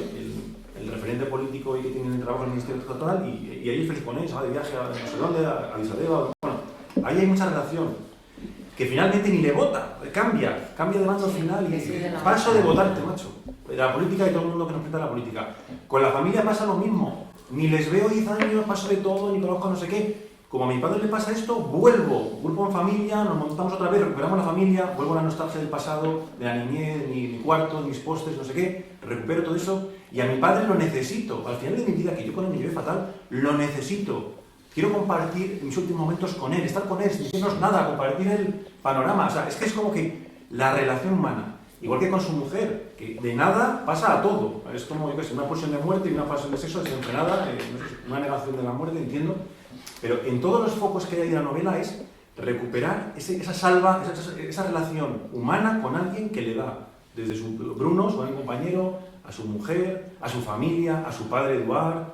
Yo es lo que veo, que al final, ante el camino que tenemos de la muerte, esas relaciones son importantísimas para salvarnos y transitar hacia allí. Estoy de acuerdo, y yo antes decía que yo lo que saco de la novela, lo que te recuerda es que los grandes puntos de inflexión de las vidas se producen cuando te enfermas o cuando mueres. Es decir, cuando tomas conciencia de que eres finito, ¿no? Y es ahí cuando tiene el ataque cerebral el padre de él, eso influye en todos, en la familia, en la relación de Prudence y Paul. ¿Por qué? Porque el referente, el padre, pues de repente está en una situación grave. Y luego lo mismo se reproduce con Paul. De repente Paul tiene una enfermedad terminal. Y entonces eso produce una hecatombe de sexo, de amor. Sí, porque te quieres aferrar a la vida. Quizás está exagerado, pero tiene sentido. Es decir, no queremos morir. Pilar. Pero él decide no operarse, ¿no? Al final. Decide no operarse. Luego acepta la aniquilación, todo muerte. Sí, pero tú quieres que te quiten la lengua y te quiten la mitad de la mandíbula. ¿No pelea? ¿Pero qué es pelear? Pelear por... Pues ganar unos años. Pero ¿en qué condición? Ese es el tema. ¿En qué condición? A ver, Pilar.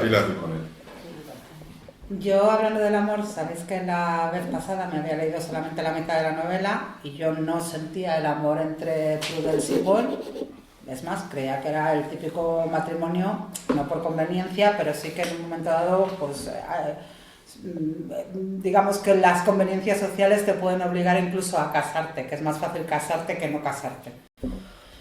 Luego empieza todo este rollo del acercamiento, pero yo personalmente no siento mucho el amor en esa pareja. Te lo meten diciendo que la echa de menos y que le da un beso cariñoso. Es que además, como el autor yo creo que ha descubierto el amor y no sé si lo ha descubierto muy tarde, pues entonces lo que pasa es que para él el amor es hacer mucho el amor, pero con un beso cariñoso en la mejilla. Es Houellebecq, pero ya enamorado, ¿no? Pero yo no siento el amor en esta pareja. Dentro de que él nos quiere hacer creer que sí, que es el amor genial. Pero bueno, no, yo he cogido el móvil porque yo hay una frase que creo que es fantástica. Hay una frase que dice que si no te quieres a ti misma, nadie te va a querer, a ti mismo.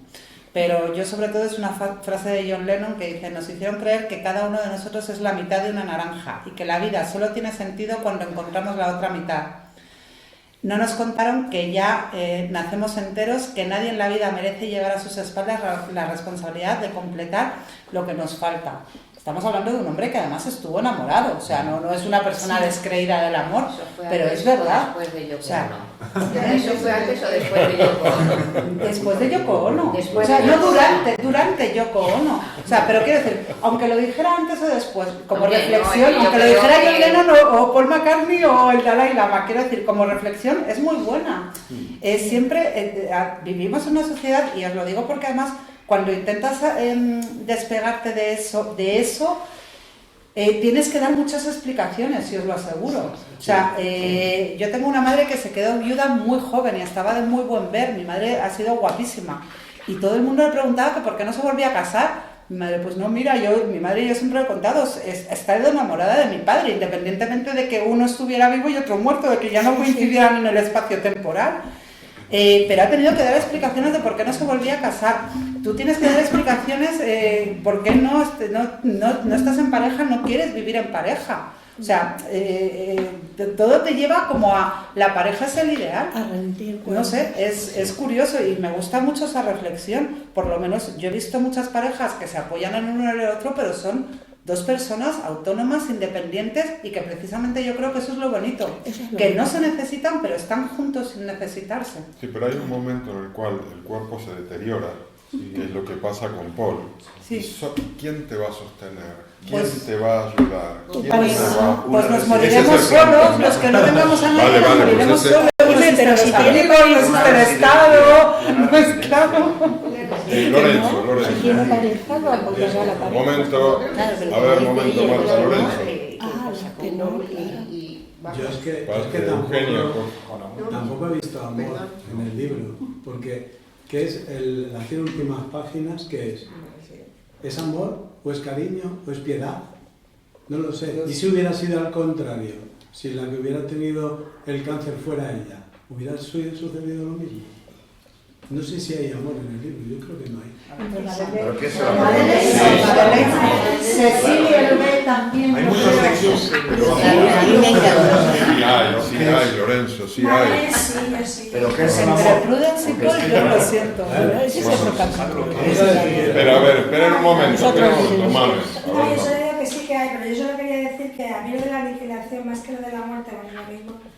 La página 501, cuando dice qué rápido había pasado la vida, ¿no? Que me recuerda a Jorge Manrique, ¿no? Que yo creo que la aniquilación aquí está, más que con la muerte, con el envejecimiento. Alude mucho al envejecimiento, ¿eh? Tiene miedo a envejecer, cosa que nos pasa a muchos de nosotros. Bueno. A todos. Tenía 50 y 50. Está la Lucila. Ya, pero alude mucho al envejecimiento. Hay varias frases, ¿eh? Más que a la muerte. Bueno, luego ya porque aparece la enfermedad. A mí el libro, aparte de dejarme aniquilada, me ha dejado devastada. Completamente devastada en la parte final, que la leí ayer y me costó un triunfo. Porque toca muchos temas que nos pueden llegar, como el tuyo, cotidianos. Mi mejor amiga murió con 30 años exactamente con ese cáncer. Exactamente. Entonces, él está muy bien documentado. Muy bien documentado. Y es terrible, pero hay mucha fantasía también detrás, porque esos ataques sexuales que les daban, que aquello, estaban un día haciendo sexo sin parar, alguien que sabes que ha estado en un tratamiento de quimio, no es capaz. De ninguna de las maneras. No, al menos como lo describe, que además es muy explícito y muy intenso y muy tal, que dice, bueno, fantástico que uno acabe así, pero eso no es real. No es real. Lo que sí era parte de uno de los sueños. Bueno, pero... Sí, no es real, pero es una contraposición muy, muy bonita. Claro, muy... que no...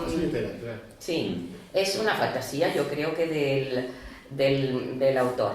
Y que realmente, pues eso, a mí me llegó la devastación total porque me hizo vivir todo lo que ha vivido el protagonista.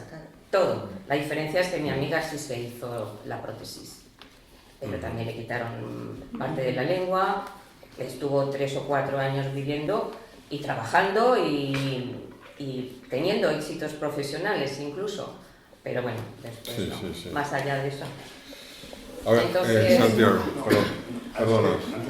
Pero es que es verdad, es que estamos hablando de conceptos que no están definidos, no sé si el RAE lo dirá, pero ¿qué es el amor? Es que el amor es para cada persona, el amor de pareja me estoy refiriendo, cada persona es diferente. Es que uno puede saber cosas, yo como soy materialista desgraciadamente, porque ya te digo que cuando era religioso vivía mucho mejor, pero como yo no pienso que los espíritus no existe nada, no existe más que la materia, y la energía que dice Lucila es una forma de la materia, o sea, hasta un pensamiento es materia, un pensamiento es una corriente eléctrica ahí entre las neuronas, y uno que no tiene neuronas no piensa. O sea, no hay un espíritu. El espíritu, en mi opinión, realmente no existe. Todo es materia. Átomos, y por supuesto que nos vamos a reencarnar. Aquí los átomos están dando la vuelta toda la vida. Mis átomos mañana podrán ir unos a una rana, otros a Jacqueline Bisset, ojalá. Yo qué sé. Yo tenía un amigo que decía que se acordaba de 2 reencarnaciones. Una era pavo en la India y otra puta en Cuba. ¿Qué es el amor? Es muy difícil definir porque hay cosas que están claras, lo que es el sexo, o si una persona te gusta o no te gusta, pero eso ya de querer, no querer... No, pero yo, ¿sabes la conclusión que saco? Lo que es el amor es una sociedad que armamos para enfrentarnos al drama de vivir y al drama de morir. porque nos puede ayudar. La soledad. Porque es mejor enfrentarlo en pareja o enfrentarlo con amor que enfrentarlo a solas. Yo creo que ese es el mensaje, uno de los mensajes de esta novela. Bueno, yo quería decir, porque me toca ya seguro, ¿no? Sí. Seguro. Que a mí lo que me ha dado esta novela es muchísimas ganas de vivir, pero muchísimas. Porque de pronto ves que la vida es un soplo. Bueno, no es que lo haya descubierto con la novela, pero efectivamente con todos los acontecimientos te das cuenta de cómo... hay que agarrarse a la vida, pero vamos, así, y no soltarla, ¿no? Y yo creo que lo que nos sostiene vivos no es el amor de la pareja, es el amor a la vida. Y lo que le falla a Aurelien es que tiene una autoestima tan baja el pobrecillo y ha sufrido tanto y un asco, y que no ama la vida. Es que él no ama la vida, e incluso aunque encuentra un amor, no es suficiente, porque es que él no ama la vida. Y vamos, si alguien, o sea, quiero decir que a mí toda esta negatividad y toda esta aniquilación, lo que me da ganas es de disfrutar cada instante, de cada momento, de cada segundo. Sí, me parece bien. No, quería hacer un comentario porque hacia el final, también me resulta muy curioso que cuando él ya está en la fase terminal, ya sabe que va a morir, le queda un mes o dos, se va a FNAC y compra un montón de libros que tratan de temas diversos, ¿no? Tratan de la transición a la muerte, la enfermedad, también historias de superación como esta de Philippe Lançon, que es un libro real, el libro El Colgajo, y que fue una víctima del atentado de Charlie Hebdo, y al que Houellebecq conoce bien, porque se intercambiaron los libros, porque justamente cuando iba a salir, el día que iba a salir publicado su misión, fue el día del atentado a la sede de Charlie Hebdo, de la revista esta satírica política. Y en ese atentado le tiraron con una Kalashnikov en la cara a Philippe Lançon y le destruyeron toda la mandíbula y la boca, que es exactamente el fallo, el desastre que tiene Paul, pero en este caso por un ataque, ¿no?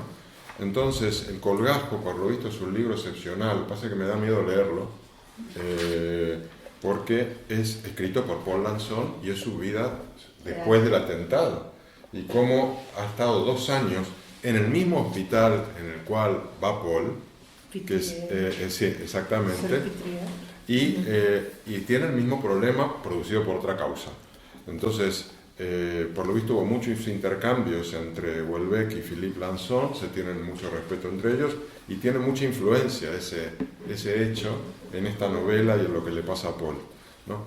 Y quería decir que al final Paul, cuando tiene que decidir, bueno, ¿a qué me dedico? Pues se dedica a leer obras de ficción en esos últimos días, porque dice, es lo único que me mantiene fuera del tema, es pensar en las vidas de otros, ¿no? Entonces termina optando por historias de ficción como Sherlock Holmes o las novelas de Agatha Christie para evadirse de la proximidad de la muerte. Y yo pregunto, la racionalidad, ¿no? Este materialismo que tú dices del átomo, tal, ¿no funciona cuando se trata de enfrentarnos a los grandes asuntos de la vida? ¿Son entonces las ficciones nuestra gran tabla de salvación?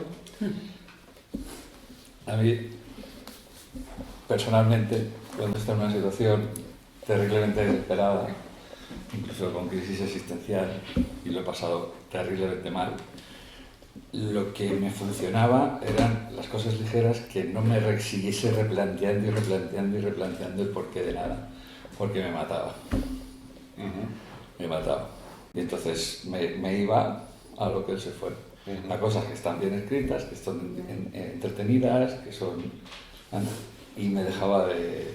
Sigue metiéndote en el barro y sigue viendo cómo tienes que salir del barro en el que te has metido. Me venía muchísimo mejor. La evasión. Gracias, Pilar. La evasión. Sí, el intentar vivir. Sí, Pilar. No, yo de esta parte, pero no a tu pregunta. En general es que me han llamado la atención algunos asuntos.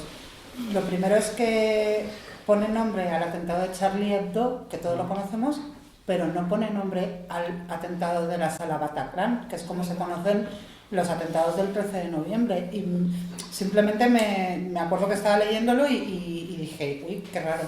Luego que mencioné FNAC, porque lógicamente la FNAC es chauvinista. Francés totalmente. Pero curiosamente... A falta de Cardón. Pero curiosamente los libros que lee Paul son de escritores anglosajones. Digo, mira qué cuco porque no quiere nombrar a ningún escritor. Es que es muy egoísta, muy egocéntrico. Que le quite de las Y solamente decir esas tres cosillas que en ese punto me chocaron.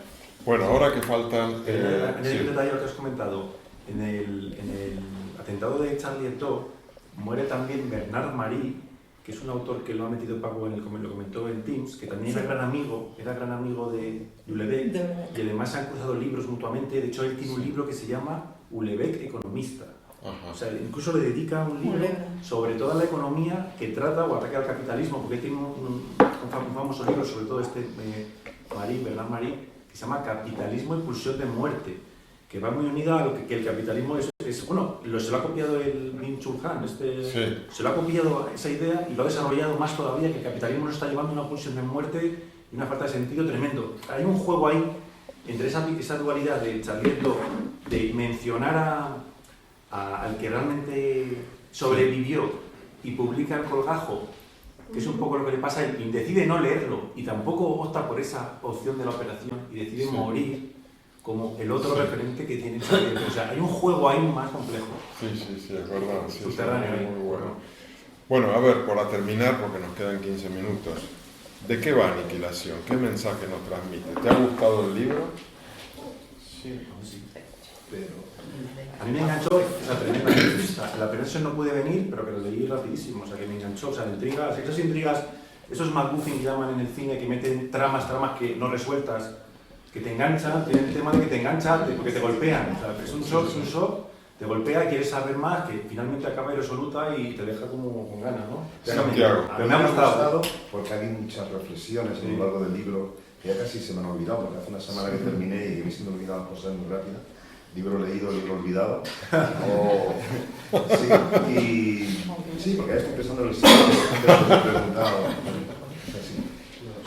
Y me ha decepcionado a lo largo que el final un poco, o sea, me he quedado un poco así como... Me esperaba más al principio. El otro día había leído la primera parte y digo, esto está fenomenal.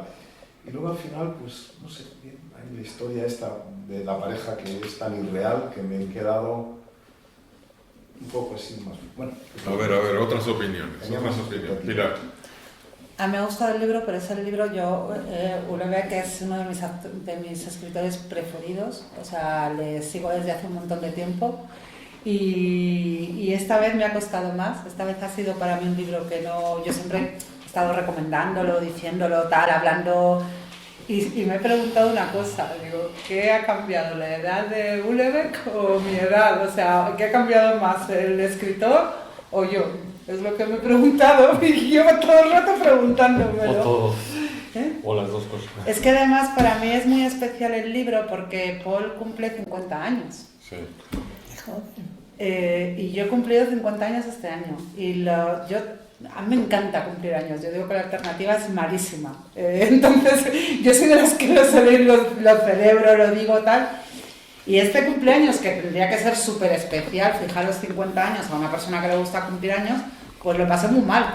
Tuve un día, por unas circunstancias tal, y no sé, y me ha jorobado porque, no sé, es como es una edad tan mítica y justamente él va al otorrino, al otorrino y tal, no sé. No, es verdad, y además, fíjate que es una novela que transcurre en menos de un año. Empieza a principios de diciembre, termina el año, y luego ya el final casi es cuando va a empezar el otoño del siguiente año, ¿no? Es ese ciclo. Y está muy relacionado a los momentos, y él dice que no hay nada peor no sé cómo es la primera frase de la novela, pero dice no hay nada peor para un hombre empezar diciembre o algo así. Sí, hay una cosa así. Es como un momento de bajón. Sí, no tengo una perspectiva o algo así. y la novela termina yendo hacia diciembre, con lo cual probablemente... Siempre estás esperando que llegue y luego se queda Barcelona. Sobre todo si uno es suerte de estar en el corredor de la Y hay muerte. una cosa que le quiero decir a Carlos, que lo puse en el grupo, hablando, lo que pasa es que te hablo del capitalismo, quiero dar cualquier diploma. No sé si sabes que Bill Bryson es un divulgador, está muy bien, es muy fácil de leer, y dice que el capitalismo es la mejor arma que hay para que algo crezca muy rápido, que es lo que pasó a Estados Unidos justo cuando se necesitaba, pero que luego es imparable, no hay que parar los pies. Pues si no era suficiente eso, apareció un tipo que se llama Milton Friedman en los años 70, que fue el que le comió el tarro primero a la predecesora, ¿cómo se llama? El que tuvo que irse, el presidente este de... Nixon y Thatcher. Nixon, Neoliberalismo, Thatcher, todo eso. y ahí es cuando ya el capitalismo se convirtió en una cosa terrorífica. O sea, lo más importante es el beneficio para la empresa. Da igual lo que sea para los demás. Y es donde estamos. Es donde estamos. Por eso yo pongo, es una de las personas que más daño han hecho en el mundo posiblemente. Y más daño vaya a hacer. Este tal Milton Friedman, aunque es posible que a lo mejor le están dando demasiado protagonismo a una persona cuando ya esos políticos ya estaban pensando en ir por ahí. Bueno, Milton Friedman es uno de los ídolos de Milei y ahora lo tenemos de presidente de la República. O sea que sigan, Milton Friedman sigan. Lo que pasa es que yo creo que le nombran para seguir haciendo daño a ellos, porque Milei por sí mismo no necesita nombrar a nadie. A ver, pero solo eso, ¿alguna opinión más sobre qué os pareció el balance final de la novela? Ay, no, pero leeros la definición de amor del diccionario de la Real Academia de la Lengua, que hay dos acepciones, y son a cada cual más... Alucinado. No nos dejes así. He alucinado, no, de verdad, que son un poco largas y tal. Son muy largas. Muy fácil. Mándala por el WhatsApp. Vale, la mando por el WhatsApp. Vale, opinión, Eugenia. Mi opinión referente al libro que está escrito para franceses, porque está todo relacionado con Francia. Entonces el español se queda un poco al lado. Yo por lo menos me he quedado. Y bueno, como no he estado en Francia, ni he vivido en Francia, ni conozco tal, pues hay veces que me cuesta trabajo asimilar qué es lo que él realmente está expresando. Pero bueno, los grandes temas... Sí, bueno, los grandes, estoy en general hablando en general del libro, los grandes temas creo que los deja todos los... Para mí es un libro que habla muchísimo de muchísimos temas y que todos los deja un poco abiertos, o sea, que nunca... que él no da conclusiones de nada, simplemente expone y se queda. Oye, ¿y alguien me puede explicar cómo un notario estudia su trabajo? Sí, porque Francia es otra cosa, porque yo me quedé al final. Aquí cuando vino la crisis inmobiliaria, muchos notarios cuidado, lo han pasado mal, ¿eh? Y fueron cuando empezaron a salir de sus santorum y a darte la mano y a saludarte como que llevamos a cientos de miles. Y registradores, sí. Y de repente empezaron a ser más normales, te saludaban y todo. Para mí el libro me ha parecido más pesimista que Schopenhauer y ya, rizando el rizo, más pesimista que mi suegra, que eso ya sí que es... o sea, todo malo. Bueno. Yo no lo veo tan pesimista.